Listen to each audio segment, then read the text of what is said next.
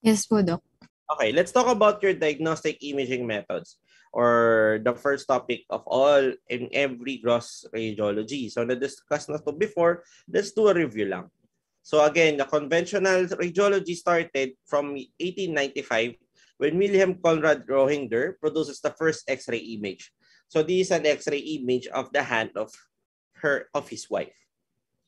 So what are the modalities that being used in radiology or diagnostic imaging? We have our X-ray, which is form of a radiant energy that is similar to your visible light. The problem is it has a very short wavelength that penetrates many substances that are opaque to light. So the pinaka mechanism niya is there's a bombarding of a tungsten target with an electron beam within an X-ray tube. So how is an X-ray film produced in conventional radiography? So X-ray passes through the body, then there's attenuation of the body tissue within, transmitting the X-ray through the bombarded fluorescent particle-coated screen that can be found in your film cassette. This produces photochemical interaction where the light rays are emitted, exposing the film in the cassette, therefore developing the film itself. The film radiography utilizes a screen film system within the film cassette. Meron tayong tinatawag na X-ray detector kung saan yun nga na-absorb siya ng film. Then paano yung naging method of choice? Method nila. So the patient is positioned, X-ray is taken, then the film cassette is taken to a dark room. This dark room was used for the developing of the film, producing your X-ray film that can be read to the negatoscope. So this film radiography is visible or can be seen in primary clinics. But for your secondary, tertiary clinics, nag-iiba na siya. We do your computed radiography and your digital radiography. Let's talk about your computed radiography. When you speak of your computed radiography, it is a filmless system with no processing. So again, napoproduce na agad yung digital radiographic images through a substitution of the phosphor imaging plate from the film screen cassette. So phosphor imaging plate na yung ginagamit. So paano siya nangyayari? So again, yung X-ray beam natin passes through the body, then it goes to your phosphor-coated imaging plates that interacts with the transmitted X-ray. This phosphor plate is placed within a reading device, causing a processing of your digital image. So the pathway goes to X-ray, patient is positioned, X-ray is taken, then yung film cassette natin is placed in a computed radiography processing machine. Then, at saka siya nakikita, kaya siya na-produce into a digital image that can be read by your radiologist. So next natin is your digital radiography.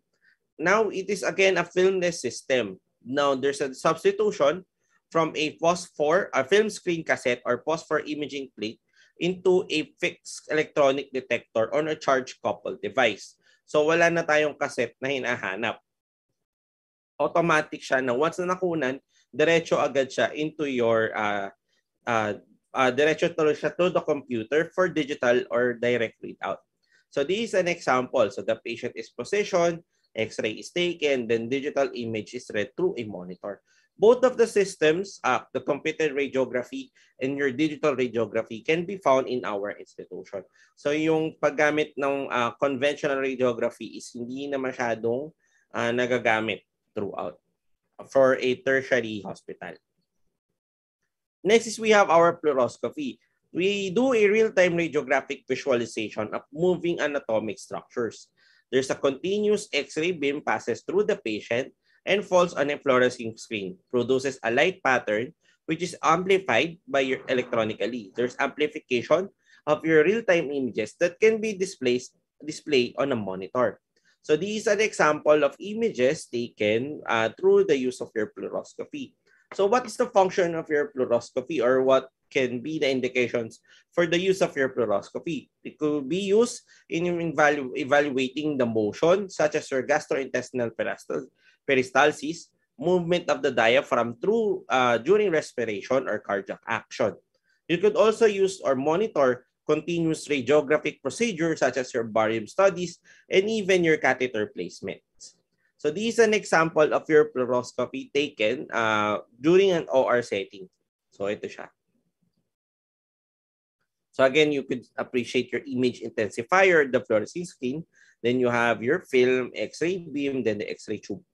So from the light, yung light source natin, that goes to your film. Then it can be intensified in the image intensifier. Then makikita siya sa screen.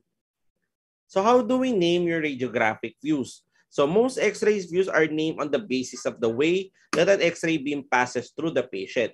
You could do your postero-antero view, antero-postero view, or oblique view. Views are also named by the position of the patient. It could be lateral decubitus view, supine view, or upright view. So naming your radiographic view based on how the X-ray beam passes through the patient. So if the name of the view is postero-anterior for chest, the light goes from the posterior aspect of the patient going to the anterior aspect. Therefore, postero-anterior. That can be mostly appreciated in patients in supine, in upright position. On the other hand, if the light goes from the anterior aspect of the patient going to the posterior aspect of a patient in a chest setting or chest radiograph, you could name this radiograph as chest antero-posterior, meaning the light goes from anterior to posterior. Chest antero-posterior is common in patients who are in supine position or those na bedridden, hindi kayang tumayo. Yun yung madalas na ginagamit for this kind of people.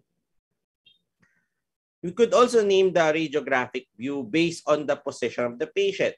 So for example, in this example, the patient is in its left lateral decubitus, meaning nakatagilid siya nung kinunan. We do this left lateral decubitus in cases of we're looking for any pneumoperitoneum or would like to evaluate the bowels of the patient in cases na hindi niya kaya tumayo.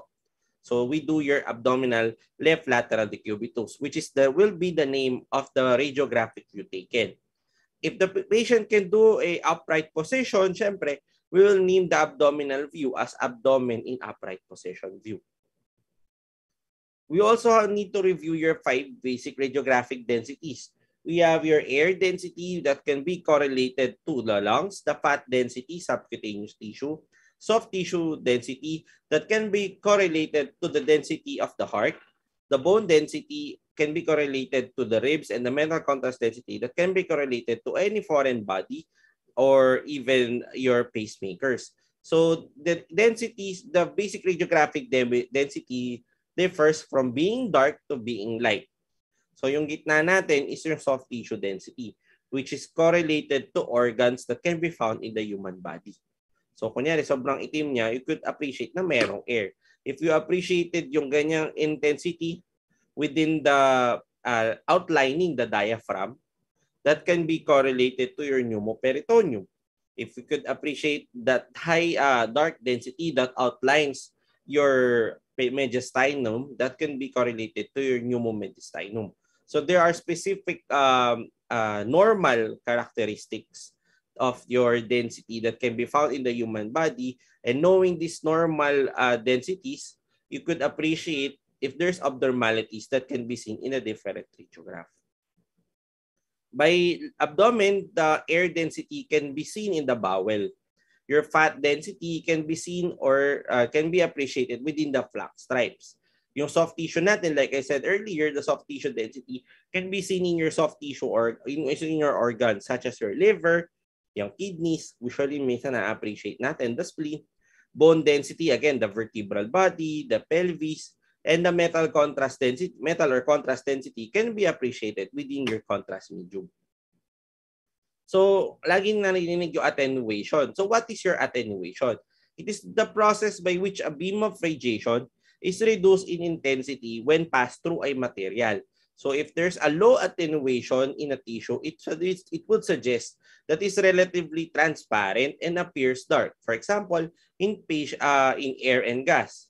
If it's highly attenuated, it is denser. Sabihin, makapal siya, and the objects appears brighter, or that can be seen in your bone, in your metal, or in your contrast. In general, the rule that we follow in radiograph is that the denser the material, the better its ability to attenuate your X-ray beams. And the brighter and whiter it will appear on your X-ray images.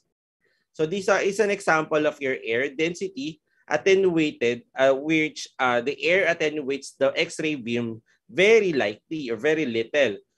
That mostly the transmitted on the radiograph is black, kaya siya itim. On the other hand, if you could attenuate yung fat and soft tissue, it attenuates intermediate amounts of your X-ray beam. Therefore, ang lalabas within the radiograph is shades of gray on radiograph that can be seen in these images. Lastly, your bone, metal, and contrast agents attenuate a large portion of your X-ray beam. Therefore, it can be presented in a radiograph as white on radiograph. For your mammography, we use low-energy X-rays, at least 30 kVp, to examine the human breast. So the indications for your mammography are screening and diagnostic. The two views that we usually use for your mammography is your craniocaudal view and the mediolateral view. So we have your craniocaudal and the mediolateral oblique view. So craniocaudal from craniocaudal, for the term speaking from itself, from the superior to inferior. The mediolateral or the mediolateral oblique view comes from the lateral to the medial aspect. For your cross-sectional imaging techniques, this can be appreciated in our CT scan, MRI, and ultrasound images, which are the images that produces cross-sectional images of the body. As you could see in your radiographs, hindi nakikita or nakakat ng mabuti, since we have only two views or two slices.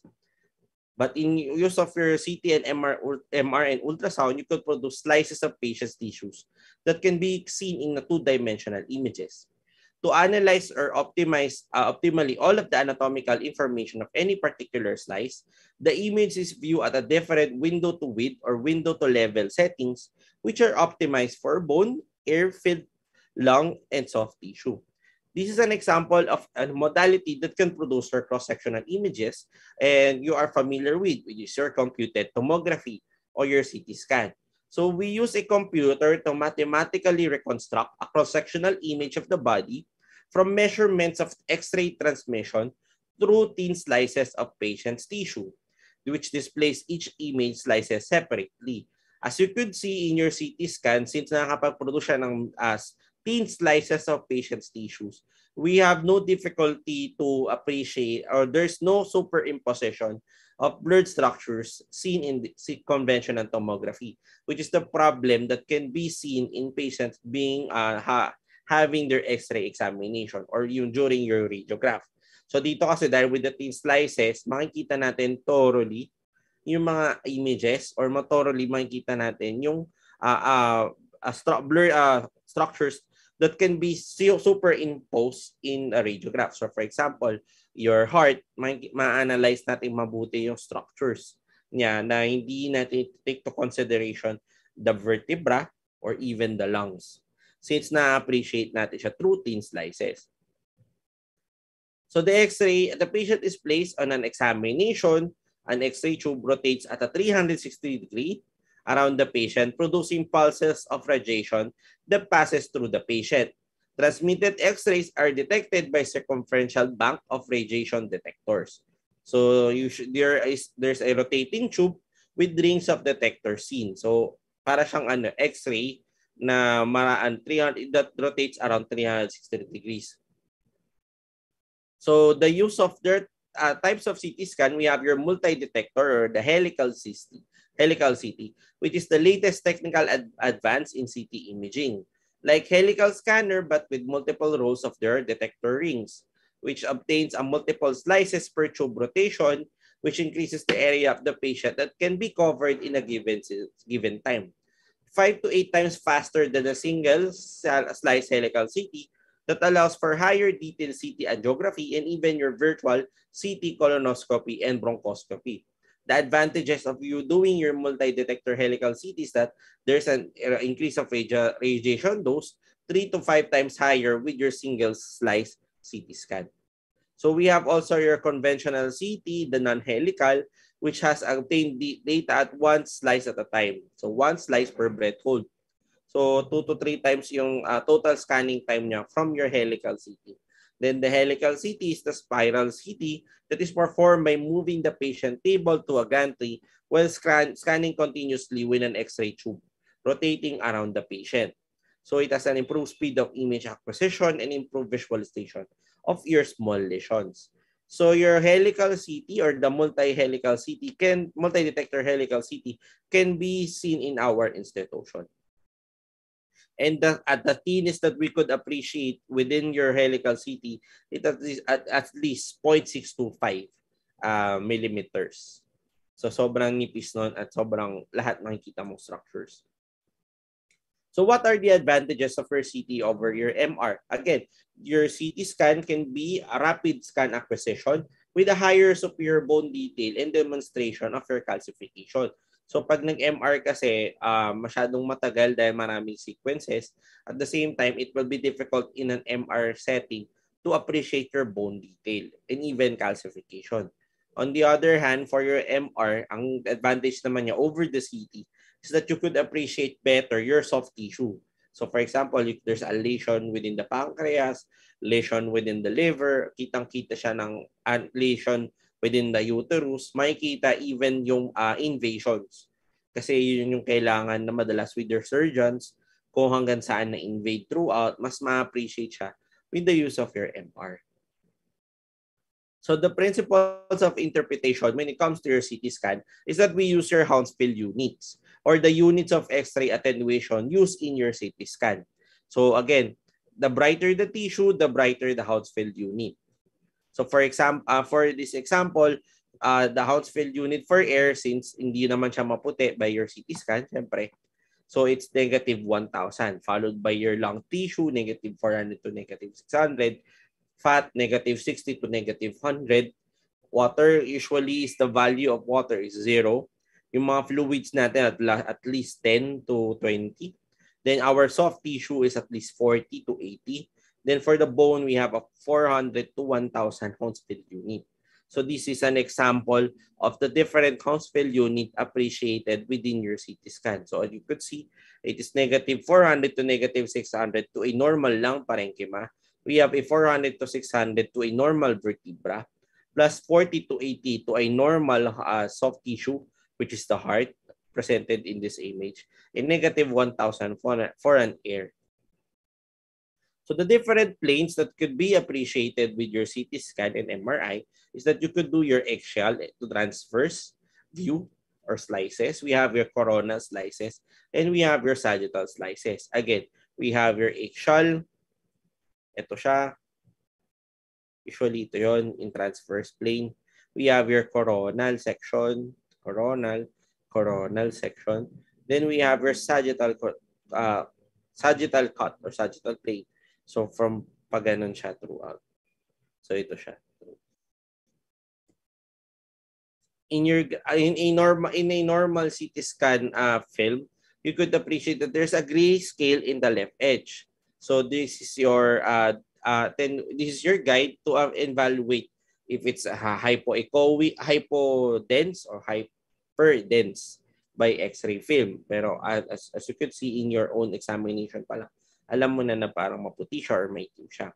You could also see your centimeter scale along the right side of the image. So by centimeter itong area na to. So if there's a scaling that could be appreciated in a plates pa lang, you could measure the lesion, measure the normal structures, and so on.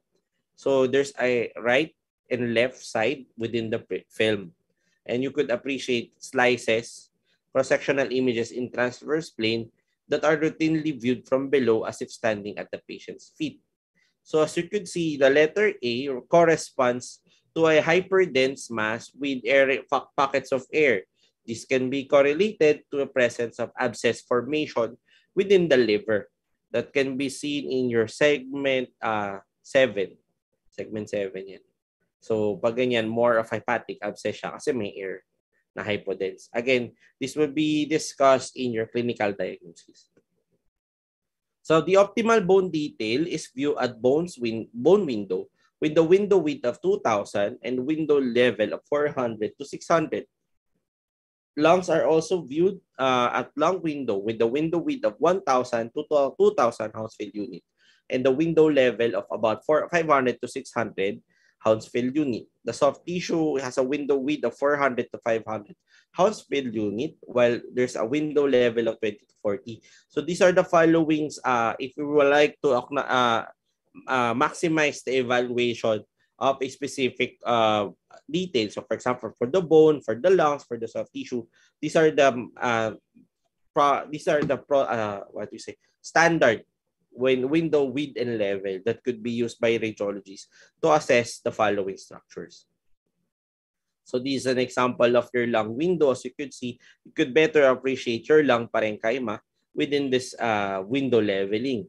On the other hand, if you'd like to focus on your soft tissue or any soft tissue within within the images, you could do your soft tissue windowing. For your contrast administration in CT, as you could see, we use your iodine-based contrast agents are administered in your CT. We do your contrast agents, intravenous administration of your contrast agents in order to enhance the density difference between the lesions and your surrounding parenchyma. You could also demonstrate the vascular anatomy, even the vessel patency, and characterize lesion by their patterns of contrast enhancement. So usually for the enhancement of density differences, you could appreciate na it's the lesion should be could be different or could be differentiated to the normal parenchyma. So kunyari parang may lesion ka nakikita since nag-enhance sa liver, pwede siya maging liver lesion from the liver that can be correlated, for example, to metastases, correlated to ongoing carcinoma, and so on. For your contrast administration for the vascular anatomy, if we could appreciate that there's a filling out or hindi tumuloy throughout na contrast material within the vascular or the vascular anatomy. For example, you're having a problem or there's a problem of contrast enhancement within the spleen. Baka meron tayong tinatawag na splenic infarction, or there's a problem with your SMA causing a interruption to the flow of contrast that can be correlated to a problem with your proximal from your jejunum to the ilium part, which supplies by the SMA. Lastly, if we have your characterized lesions by patterns of contrast enhancement, so for example, if you would like to differentiate a liver mass from the liver mass from being a metastasis to a hepatic carcinoma, we do your triphasic. So for example, it could be hindi agad nagwa-wash out o hindi nawawala yung contrast after ilang seconds. So that can be correlated to metastasis. If it's the early washout, that can be correlated to a hepatic carcinoma. So we do also your oral and rectal contrast, meaning pinapainom natin si patient ng contrast, nilalagyan natin siya ng contrast rectally. So if we would like to acknowledge or we'd like to opacify or you would like to evaluate the bowel for CT for the examination of the bowel through your CT scan of abdomen and pelvis. If the bowel without intraluminal contrast, it will be difficult to differentiate your tumors, lymph nodes, and hematomas. So the use of your rectal contrast is usually being done if there is a suspect or the patient is suspected to have rectal carcinoma, colorectal adenocarcinoma. If you'd like to appreciate your intussusception, ayan, pwede natin gamitin yung oral or even your rectal contrast. So this is an example of our plain film with your contrast. So as you could see, there's an enhancement within the vessels being appreciated. As you could see also, there's an enhancement of the liver in comparison to the plane. So within the contrast enhancement, syempre, mas ma-appreciate mo siya na baka meron lesion or meron tayong hinahanap throughout that could be obstructing, that can cause damages to the patient. So usually, laging muna ang plain. Hindi naman required na laging may contrast since meron syempre kamahalan pa rin yung patient. May kamahalan yung paggamit ng contrast to the patients. Next, we have your MRI. So the MRI produces your tomographic images by means of your magnetic fields and radio waves. So the difference between using your MRI and your CT scan is that we use your radio waves or magnetic fields with your MRI. So walang radiation na kailangan intindihin. MR is based on the ability of the small number of protons within the body to absorb and emit radio waves energy when the body is placed within a strong magnetic field. So the basic mechanism from your MRI is that we use your protons that can be located in your water molecules. So I remember the protons tilt and spin. So usually nagmo-move siya throughout. So it with the use of your magnetic fields and your radio waves, we change the tilt and spin of the protons. This change and tilt and spin of the protons are allowed to relax or return to their original state. In doing so, it produces your radio signals.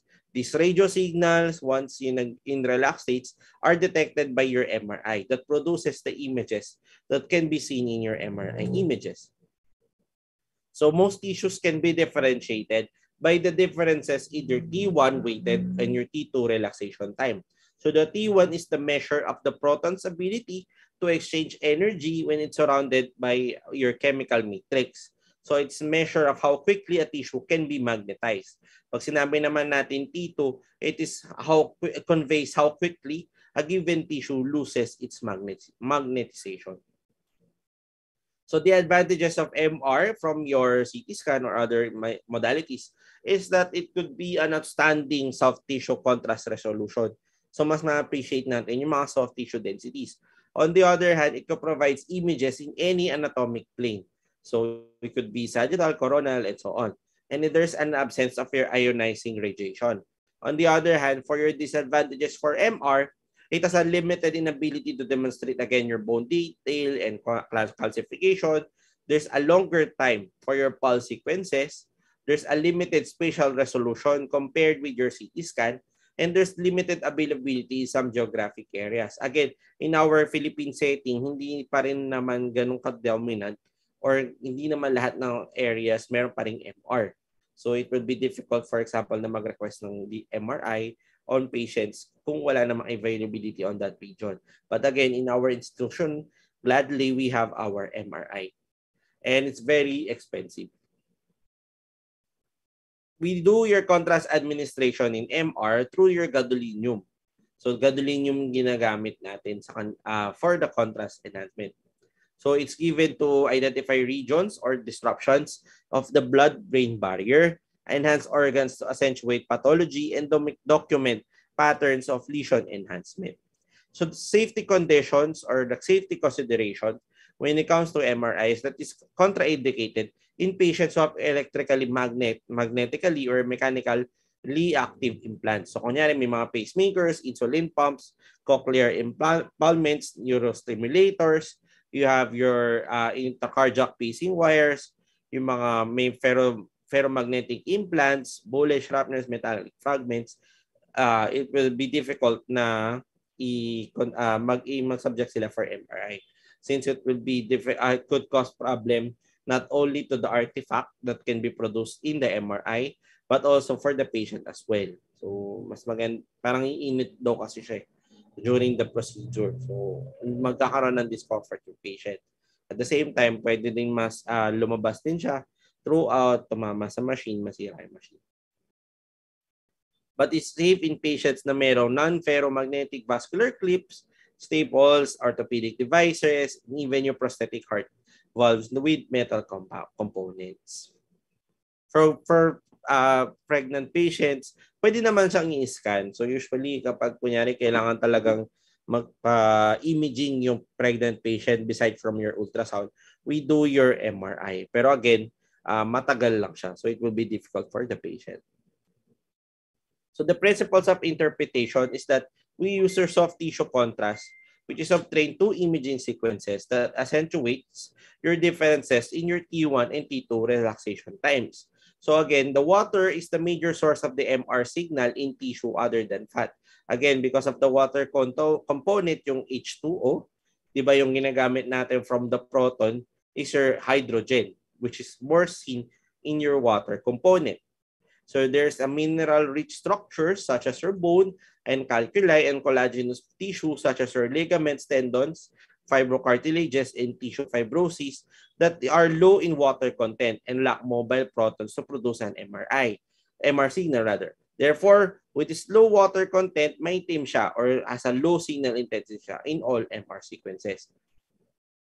So this is an example of your free water in MRI. So di ba yung sa may CSF natin, usually yung CSF is may component of water. So in your T1 weighted, it is black. So pag tinignan natin siya, black siya on T1 weighted images. But if we're looking for your T2 weighted images, which is yung T2 weighted natin, is white siya. Therefore, ang mnemonics namin for your in identifying which is T1 and T2, water is white on T2 or World War II. Iba sabi puti 2. So puti pag sa T2. So your free water in MRI is usually found mainly at your extracellular fluids and also your intracellular free water. So yung may organs with abundant extracellular fluid are your kidneys, ovaries, thyroid, spleen, the penis, the prostate, testes, and your seminal vesicles. Usually, pag may edema, it increases in your extracellular fluid. Most neoplastic tissues have an increase in your extracellular fluid as well as increase in the proportion of your intracellular free water. Therefore, it could produce a bright signal in your intensity on your T2 weighted images. So usually, mga neoplastic natin, may heterogeneous component siya na may water component yung mass. Therefore, kapag sa T2, may mapapansin ka na parang may puti-puti within the mass na hindi naman dapat nandoon. That can be correlated to your neoplastic process. The proteinous fluids natin in MRI, addition of the protein to the free water shortens your T1 relaxation time. Therefore, it could produce as bright signal in your T1 weighted. On the other hand, when it comes to your T2 relaxation, it is also shortened, but the T1 shortening effect is dominant even on your T2 weighted. Therefore, it remains bright also in your T2 weighted images. The synovial fluid, complicated cyst, abscess, or even many pathological fluid collection and necrotic areas are seen within the tumors can presented as T2 and T1, T2 weighted bright images. So this is an example of a complicated rectal cyst showing there's enhancement or hyperintensities on both your T1 and T2 images. When it comes to your soft tissues on MRI, there's a predominance of your intracellular bound water having a shorter T1 and T2 times the two tissues with larger amounts of extracellular water. Therefore, this can be seen in patients with patients having liver, pancreas, adrenal glands, and muscles, producing intermediate signal intensities on both your T1 and T2 weighted images. Therefore, hindi siya ganong kaputi. In fact naman, the T1 relaxation time is short. Therefore, it is bright in signal. When if it's a T2 of fat shorter than T2 of water, it has a lower signal intensity for fat, which is relative to the water. Therefore, on images with lesser degrees of T2 weighted, the T1 effect predominates and the fat appears iso-intense or slightly hyper-intense in comparison with water. So in your stir sequences or your saturated sequences, it suppresses the signals from all tissues with short T1 times, including fat. Therefore, sa stir sequences, iitim siya. So, yun yung pag-identify natin ng fat on our MRI. So, this is an example of your subcutaneous fats that are bright on both T1 and T2. For your flowing blood on MRI, there's a higher velocity of blood flow that alters the MR signal in a complex way depending on the multiple factors. Therefore, there's a signal in a high velocity signal, there's a high velocity signal loss predominant especially in spin echo imaging, resulting in signal void or black blood in areas of flowing blood. Therefore, kunyari, nagkakaroon tayo ng T1 weighted and T2 weighted and we're looking for the vessels. Usually, the vessels are depicted or represented as black or void, signal void within the areas if we're looking. So as you could see in this path, you could appreciate that there's a pattern of blood vessels since you could appreciate signal voids within the vessel. If there's a presence of a signal within that region, kunyari pumuti siya, meron tayong tinatawag na loss of the signal void that can be correlated to your thrombus formation, especially in vessels. For your ultrasound, we utilize your pulse echo techniques. So we have your transducer that converts electrical energy to a brief pulse of high-frequency sound energy transmitted to a patient. Therefore, the transducer or the probe becomes a receiver detecting echoes of sound energy reflected from the tissue, which is the composite image that is produced. So this is your old sample of your ultrasound probe, which function as your transducer. So naglalabas siya ng signal. And then as it goes to your tissue interface, nagba-bounce back siya, producing an echo, which being received by your ultrasound transducer. Therefore, the ultrasound probe function as your transducer and the receiver. So real-time yung pag-produce natin ng ultrasound images, especially in patients with moving patient tissue, such as your respiration, cardiac movements, the vascular pulsations, peristalsis, and even a moving fetus. So the images may be produced in any anatomical plane by adjusting the orientation and the angulation of the transducer and the position of the patient. It could be in your axial or sagittal or coronal orthogonal planes. So the visualization of the structures by ultrasound is limited by bone and gas-containing structures. So if we're going to do an assessment, kunyari, lagi kasi naging problem sa clinic setting, is that, kunyari, pinapa-ultrasound. Bakit po kasi nagkakaroon ng cases of diarrhea, ganyan. So in your clinical history pa lang alone, pag sinabi ng diarrhea, therefore dilated yung bowel. So the problem we're looking for is within the bowels. So it will be difficult for us radiologists to assess the bowel component or the bowel part of the abdomen. So we suggest for your CT scan. So this is an example of how we do your ultrasound imaging. So as you could see, we place the probe in the different parts of the body. So if we're going to like to appreciate your right kidney, we put it in the right flank region. For kung gusto natin makita yung the difference between your the attenuation between your liver to your kidney. So we do your inaangat lang natin siya rider up in the right upper quadrant region. You could appreciate your hepatorenal recess between the right lobe of the liver and the right kidney. If you would like to appreciate your pancreas, we do slightly at the epigastric region where we could appreciate your pancreas.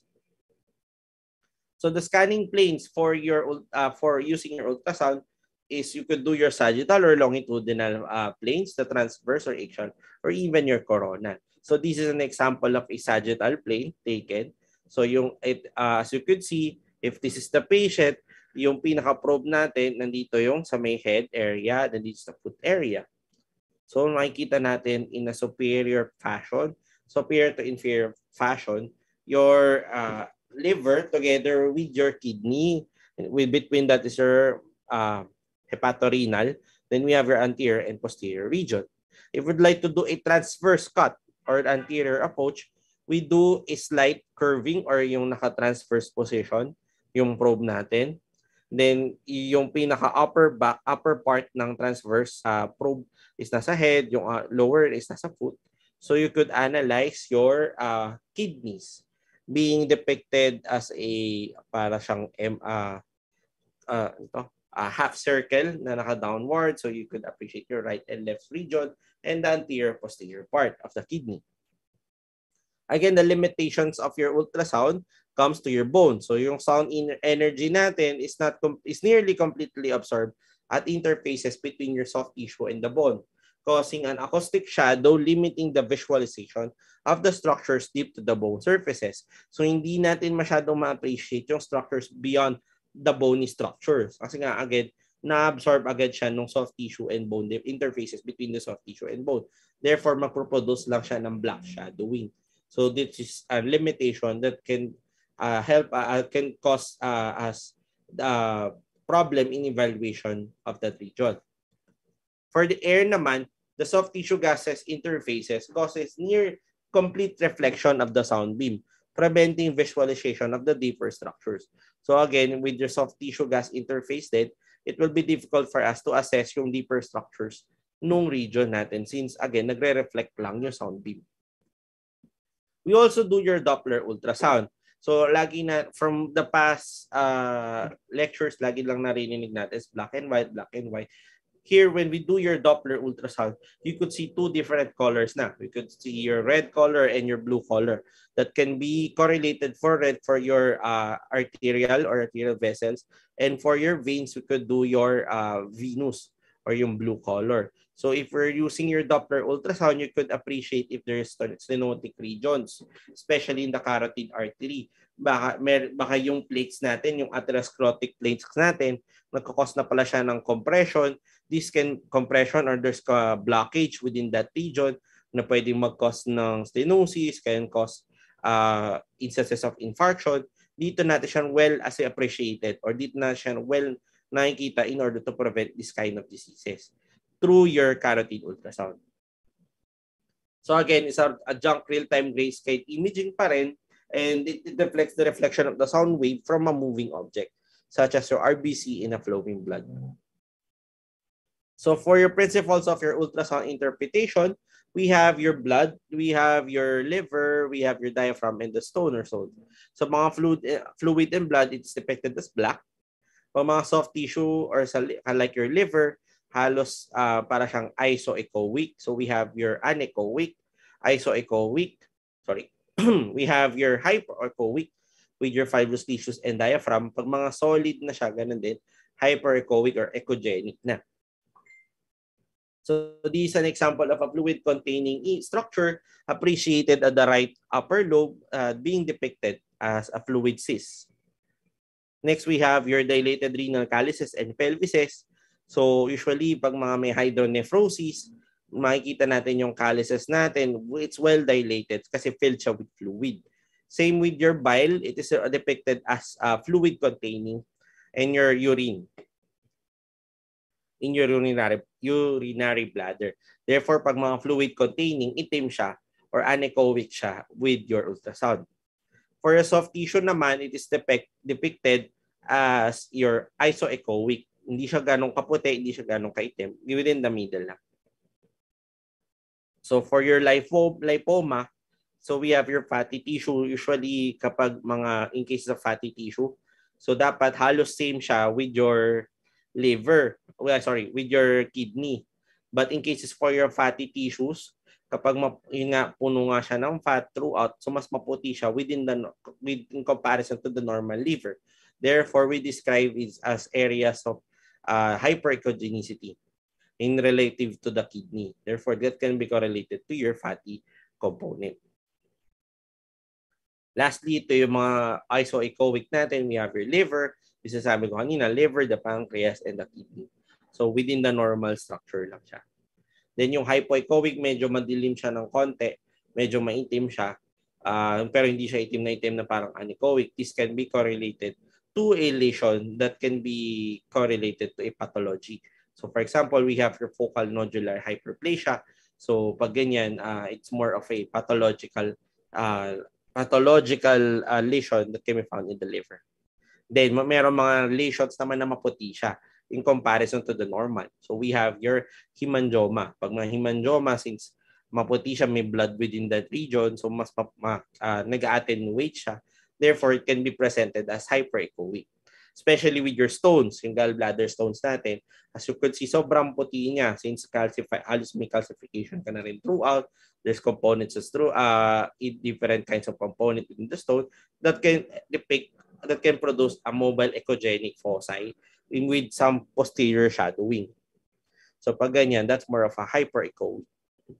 Then lastly, again, another example of pathological is your anechoic fluid collection of anechoic structures such as your liver cysts. So this table can be seen in all your in the PowerPoint.